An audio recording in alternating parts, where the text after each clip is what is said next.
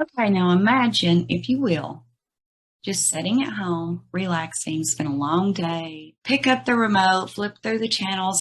So that is precisely what this lady, Katrina McGall, was doing one night. Flipping her channels, she comes up on a documentary and she's like, this looks like it'll be good. Sees it's from the town she lives in. So she clicks on it and she's watching it. And if it's not surreal enough, looking at all of these street signs, these familiar roads, and then they start showing crime scene photos. And these photos are flashing across your TV screen. You bolt up and you look very closely to make sure you're not seeing things. But you're not. Indeed, what you're seeing is photos of the inside of your own home. Now, if that's not enough to kind of set you off your rocker just a bit, and it's your kitchen table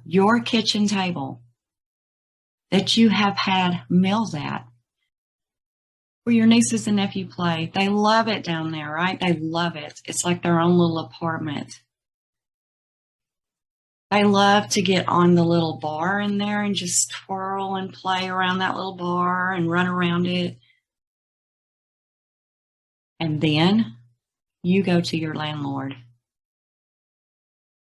You are furious. Why wasn't I told all these things happened in this house? I talk about it. She don't even want to discuss it with you. But the minute you say, I want out of this lease, she says, that's not happening. You signed this lease and you're going to have to hold up to this lease. So you go to the proper authorities and they indeed help you get released from the lease. After you find out who you're renting from, your landlord is, and you find out that it is the killer's own mother. All right, let's get into his story. A true story, and it could happen to you. Listen, if you're in the market for a home, there's a conversation that you may want to have with your realtor first. Into the Maury Travis story. If you don't know who he is, you're going to be in for a shock. But aren't we always, really? Just when you think this is the craziest shit I have ever heard, then we go and there's something else. But let's talk about Maury. Okay, Maury is actually one of the most notorious serial killers in modern day era. He also has the nickname of the Highway Strangler. Now, Maury was described by his neighbors and people he went to school with and things like that, even people he worked with, as being a really nice guy, like polite, friendly. He was a little introverted, kind of shy, didn't talk to many people, but when he did, he was extremely nice, super helpful, one of those good guys, you know what I'm saying? Maury actually came from a good home. It wasn't a broken home. His mother was very supportive. He came from like a middle-class family. His mother's name was Sandra. His dad's name was Michael.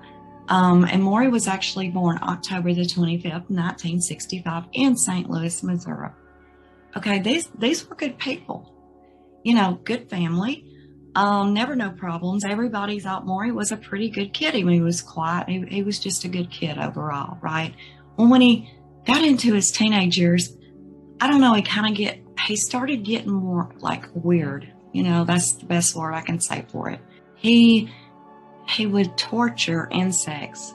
And I'm talking about things like cockroaches, flies, rodents, rats, things of that nature. He would take these insects and he would put them in a jar and just watch them and see how long it took them to die by smothering them or, whatever. He would pull off legs, pull off wings, stick pin, just weird things, right? Just torture them until they died.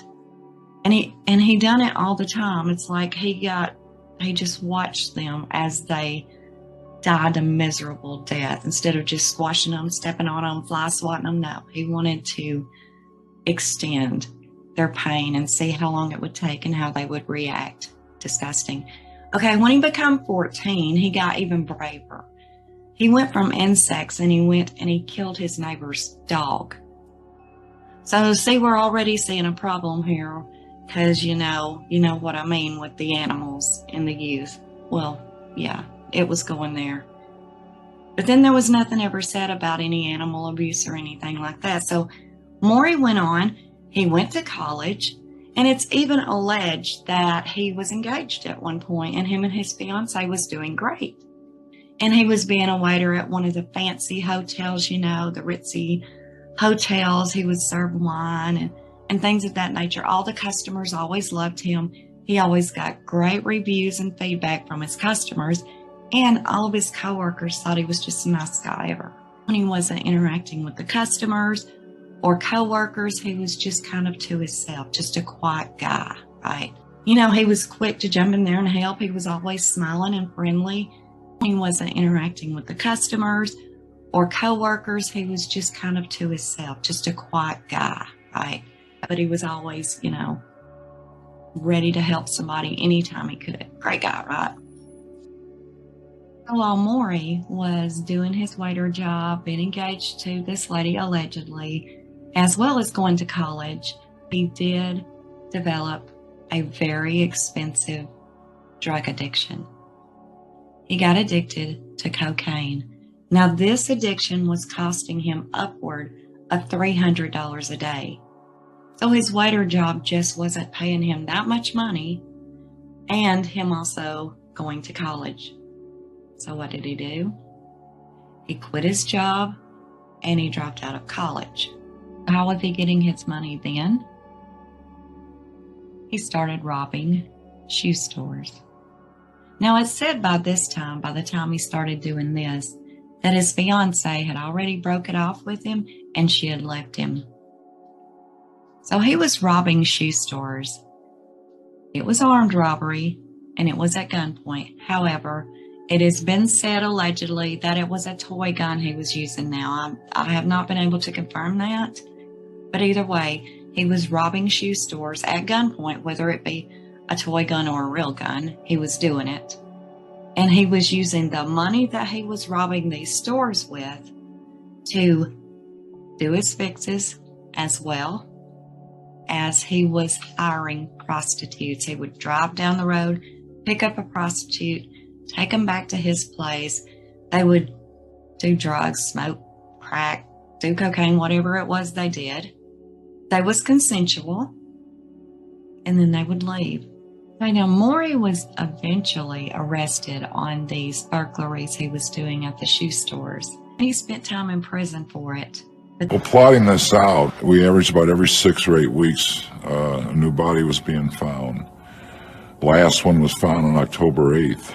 So I kind of theorized that before Thanksgiving we'd see another body, and that didn't happen. We got through December and still no body. And we had several theories developed as to why they stopped in October. Perhaps the 9/11 crisis that occurred, perhaps this person was in the military, perhaps he was called, up into the military. Perhaps this person was in prison, incarcerated. Then he got freed on parole, and he moved to a home that belonged to his mother. Now, the home that he moved into was in Ferguson, Missouri. So he went back, and he was a waiter again at this nice hotel, It appeared like he was just trying to start his life over again. No more addiction, no more robberies. I'm going to work for a living. That's what it looked like he was trying to do. But I guess he got bored because he started frequenting an area in St. Louis known as the Stroll. Okay, there is where he would go, and he would start picking up prostitutes and bringing them back to his home. And again, as it shows on videos, some of these women, he would just bring them there. They would do their drugs together. He would pay them or whatnot, and they would leave, simple as that.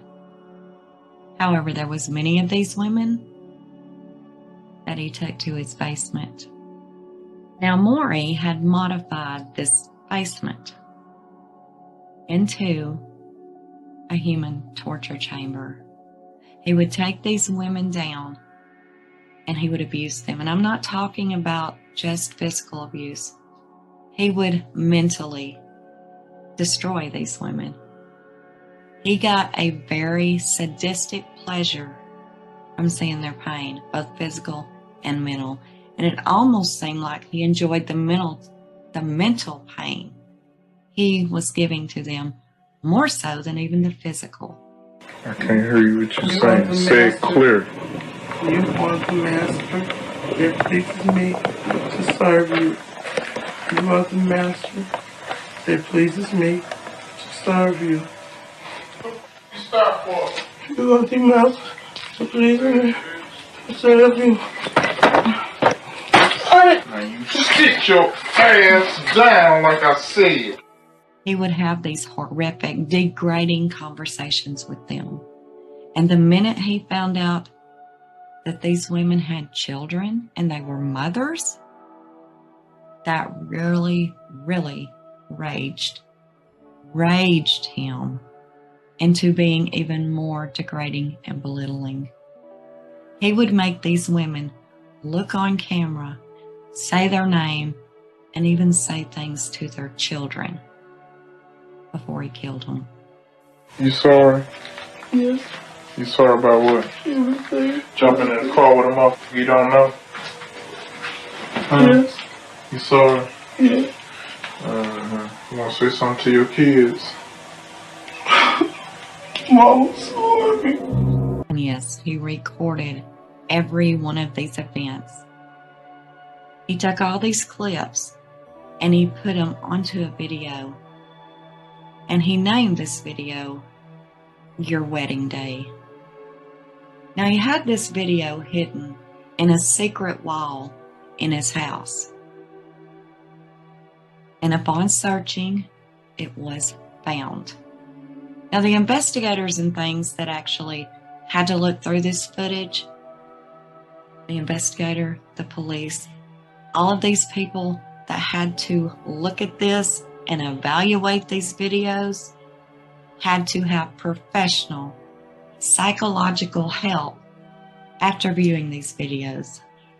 They were that bad. The chief of police even said, this is the stuff nightmares are made of. Like, you cannot unsay this.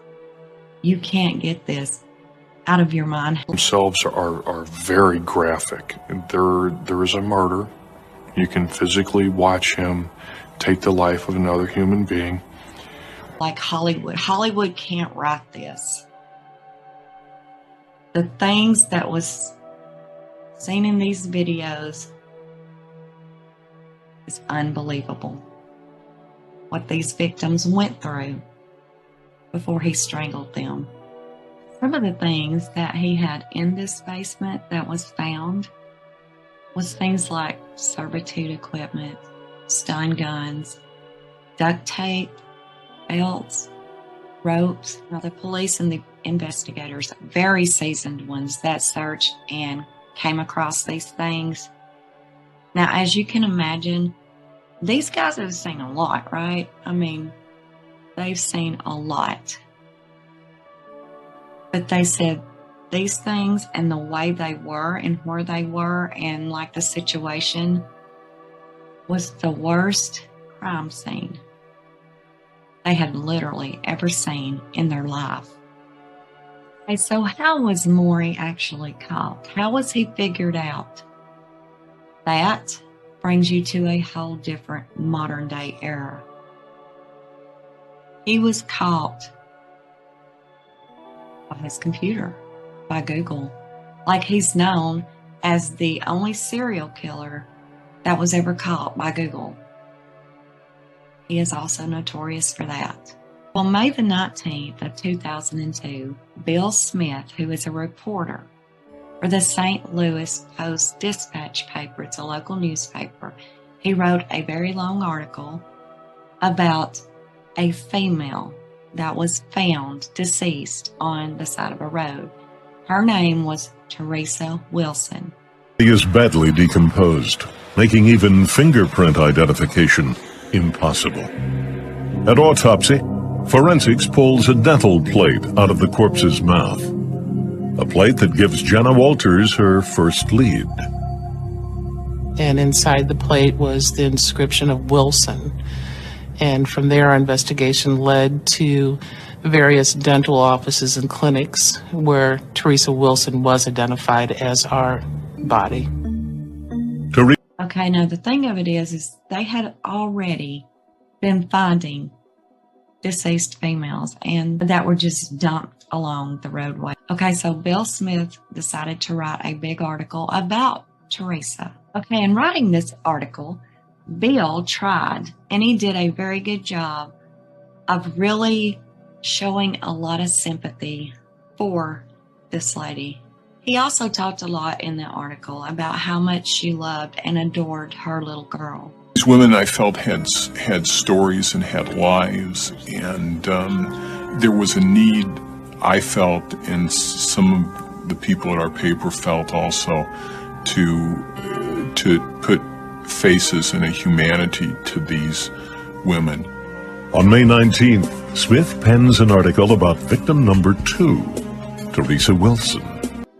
Talking about what a great mother she was and all those kinds of things. Okay, now this article apparently really made Maury mad when he read it. Like, Maury didn't even want to think about, and definitely didn't like the idea that these women that he had killed was looked at by anyone else, including obviously him, as anything other than just disposable women of the night and terrible mothers that abandoned their children.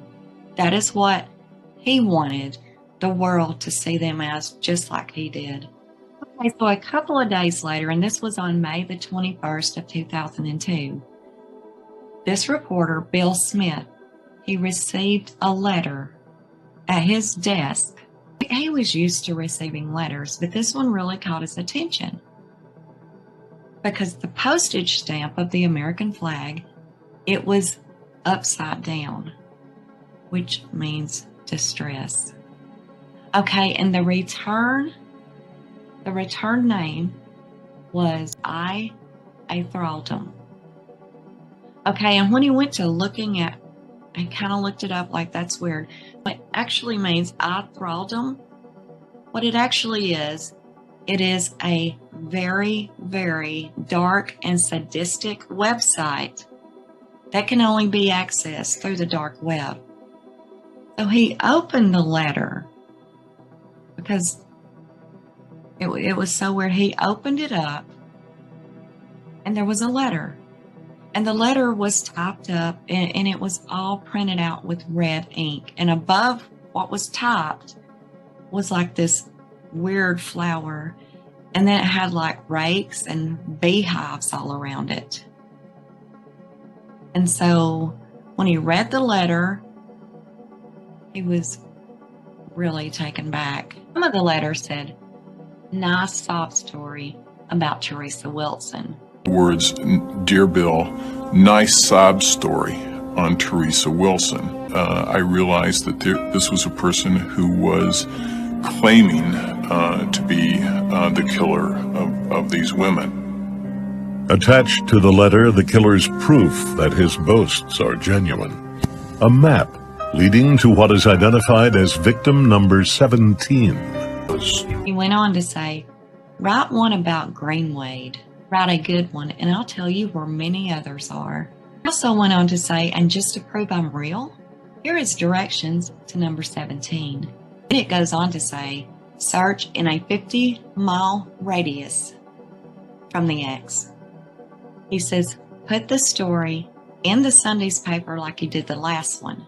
Also in this envelope, there was another printout. But this printout was of a map.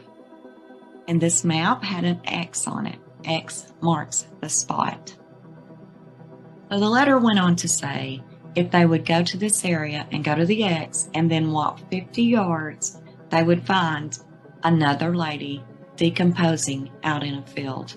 So the reporter, Bill Smith, thought, this is weird, but he kind of thought it was a hoax too, because he did get those, and police get those kind of things. So he thought it was a hoax. I'm going to turn it over to police just to be sure. So on May the 25th of 2002, police and detectives went to the location that he had marked off on this map. And there was definitely a female body out there that had decomposed in a field. And when they come upon this body, just visually, they could see that there was strong evidence that this lady had been bound. Also, she had evident tire marks on her legs. So whoever dumped her body out here, they also ran over her body after they dumped her there. These tire marks on this lady's legs was one of the key pieces of evidence that tied Maury to her death. Seize his car and compare the tires with tread marks found on the leg of one of their victims. The tire tread on one of his vehicles physically matched the tire mark that was on the... Sadly, this lady has still not been identified until this day. She still remains a Jane Doe. She's one of several that has never been identified. That's why this is still a cold case. These ladies have never been identified. Weeks before this letter was received by Bill Smith, the reporter, just weeks before that, there was 2 female corpses decomposing in an isolated area just right across the street from where this one was found. But this time, FBI had no idea how they were going to track this person down. They were like, what are we going to do? You know, we have a map. Everything's printed from a computer. I mean, what are we going to do? So they tested it for DNA. They tested the envelope. They tested, the letter itself. No DNA. None whatsoever.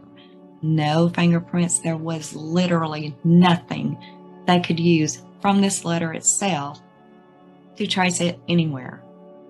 So FBI went another route. They contacted Expedia.com, where the map was obviously printed from, the website. What they said they needed was any map that had been downloaded from their site from May the 18th to May the 21st. That was the postmark on this letter that Bill Smith received. Okay, on June the 3rd, Expedia.com turned over to the FBI that it was discovered that there was only one computer that had downloaded the West Alton area and downloaded a map to print out of that area. Just one computer had done that in this time frame. Looking closer and zooming it up themselves and looking at it, it was the exact replica of the map that had been printed out and put in front of them. Now here was the problem. Expedia could not give the FBI a name or an address where this computer was located. The best they could do was give an IP address. Now this IP address looked like it had been hidden behind a VPN. So that could create a little bit of a problem, but nothing that the FBI can't get. So the FBI took the IP address on June the 4th and they turned it over to WorldCom Internet Division. World.com took all of the static out of the VPN and they got down to the raw of it, right? So they were able to find out and pinpoint exactly where this IP screen name and all of the like came from. Assigned that IP and we believe lived at the address was a convicted felon. And the funny thing was he was actually locked up from November till February. Travis's time in prison coincides with the period of time when the prostitute murders suddenly stopped. Now, this IP address they had was easily traced to the owner of this computer. And even the specific physical address to where this computer was when it downloaded the map. So they learned that this computer actually belonged to a man with the screen name of MSN/Maury Travis. On June the 7th, search warrants and arrest warrants were issued out to go to the home of Maury Travis. He wasn't real happy. First words out of his mouth were, "It's 7 o'clock in the morning. What are you doing here?" To the door, he was visibly upset. He said, "Well, why are you here?" And I said, "Well, the person that sent that letter sent it from your computer." And during this search, they found huge amounts of evidence. There was large amounts of blood splatter just throughout the home, on the floors, the ceilings, the walls. It was horrific. There was belts and ropes that were just soaked and covered in blood. And of course, they found the videotape, your wedding day, and it was hidden in a secret wall that he had cut out of another wall and hid in there. This tape had clips, as we said earlier, of Travis completely destroying his victims in every way possible that he could destroy them. And also on the tapes, there was at least 2 of the killings. I mean, it was there in real time on these videos. This is first kill number 1. First kill was 19 years old. Name,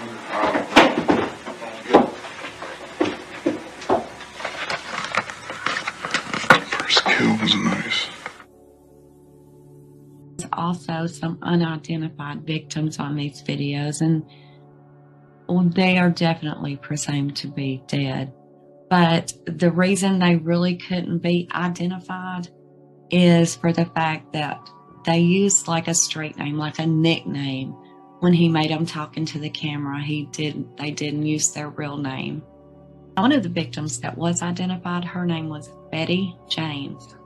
Betty's body had been found, but her murder was not one of the ones that he had filmed and recorded in his videos. So he must have killed her somewhere outside of his basement, somewhere else. At that point, Travis was just arrested immediately. Now, these were federal charges. There was 2 accounts of kidnapping, as well as they didn't know how many murder charges they were going to have on their hands at this point. Now, remember, he had already claimed at least 17 murders in his letter to the reporter Bill Smith. There's 17 that he had already laid claim to. Police completely believe that there's at least 3 that they can definitely link straight to him. So that would make a total of 20, counting his 17 that he laid claim to, 20 murders. Investigators begin a conversation with Maury Travis in the hopes that he will volunteer more information. But Travis gives up nothing. He wanted to control everything. He wanted to control where we sat. He tried to steer the conversation several times. We would tell him, we're not going to talk about that. We're here to talk and discuss about your computer. After 90 minutes of back and forth, Detective Sachs tells Travis crime scene technicians are coming in to search the home for trace evidence. And he began cussing. The internet, damn computer. Well, we knew right away he was the letter writer. About 10 minutes into our conversation, we're speaking about different things, and he asked the question, "Can I see the pictures of those dead girls again?" "Maury, we didn't tell you these girls were murdered. We asked if you'd ever known any of them." He gets real silent, drops his head. "Me to jail. Lock me up." "What am I taking you to jail for?" "You know, just lock me up." And he started getting real loud then. "Lock me up." Now, also in Atlanta, Georgia, police and investigators there believe that they can also link him to 6 females that were found murdered there in 1994, because it does coincide to when Travis lived there himself. and the way of their deaths, almost exactly the same. Now, when they got Maury to the jail after he was arrested, he was put on full-time suicide watch. Like he had to have a full-time guard with him at all times. This guard could only get up every 15 minutes if he needed to a couple of times and go to the restroom or whatever. And somehow, during that little frame of time that a guard had to leave for just a second or two, turn his head, Maury Travis was able to get the bedding, the sheet off of his cot and like braid it and put it up in the vent in the corner, and he hung himself. See, the thing with that was Travis never, ever pled guilty. Like even when he was being interrogated, he was very sketchy. Like he told the police he knew why he was arrested. He knew why they arrested him. But when they tried to get him to confess, he never would. He never confessed to anything. So when he actually took his own life, there was never a confession and he never pled guilty. Now, Travis did leave a note. He did leave a note before he did this to himself. There was nothing mentioned about the victims in it whatsoever. There was no apologies. There was no remorse for anyone but himself. And this note he wrote to his mother: I would rather kill myself than face execution or life in prison. He would have gotten the death penalty because there was huge amounts of physical evidence. So had it have went to trial, no matter what he really pled, he would have gotten the death penalty. The thing is a narcissist will never allow anyone to have control over anything around them or them most especially. So had he allowed himself to be put in prison or possibly even the death penalty, then that would have been given someone else control over his life. And that is not something that a narcissist is going to do. They will be in control from beginning to end. Now, they will open a few little doors for you and let you think you have a little bit of control, but at the end of the day, you have none. And not only was he a malignant narcissist, he was a malignant, sadistic narcissist. He was a complete monster. So when you're looking at these people and you think, oh, he's a nice guy. Damn, he's so nice. Like, he is just like too nice, you know. Get what you're saying there. Listen to your own self there. Too nice. You know the old saying, you know, too good to be true. All that glitters isn't always gold. You can put glitter on a dog turd and make it look good, but it's what is really inside, right? Okay? If you think about it, people that keep it real, a lot of times you don't like them as much because they're not as nice as Mr. Nice Guy over here. But that's the thing. They're keeping it real. That's who they really are. Mr. Nice Guy over there, this is a damn charade for him. This is a mask. And it will slip off. So please, if you're getting love bombed and they're so sweet, introvert seems like to be a big deal about this. You know, I'm a little bit introverted myself, and I'm damn sure not a narcissist, all right? But I don't really like to put introvert and narcissist together because I'm not like a freaky introvert or nothing, but I'm more of a homebody, you know. I prefer to be home, but you know, and I like reading and I like doing my own thing, but don't always put introvert with narcissist. I find that sometimes to be not a good thing because a lot of times narcissists, they are the ones that's out there. They want the spotlight. They want to be noticed. Now you do have the covert narcissist. You know, they prefer to be behind the scenes, but they still want to be noticed. Trust me. They want people to know, Mr. Good Guy, Mr. Perfect Woman, you know, watch out for them because they are not what they seem 90% of the time. If you get somebody that's laughing, obnoxious, annoying, at least you know you got somebody that's real. They're showing you really who they are. Be careful with that. Maury Travis is just one of the many that us in true crime talk about every day. They always seem like the perfect guy, the perfect girl, until they're not. See, Travis was not born a serial killer. Like, he didn't even come from a broken home. He actually came from a good home with a very supportive mother and father. A middle-class family. He was shy, kind of awkward, kind of standoffish.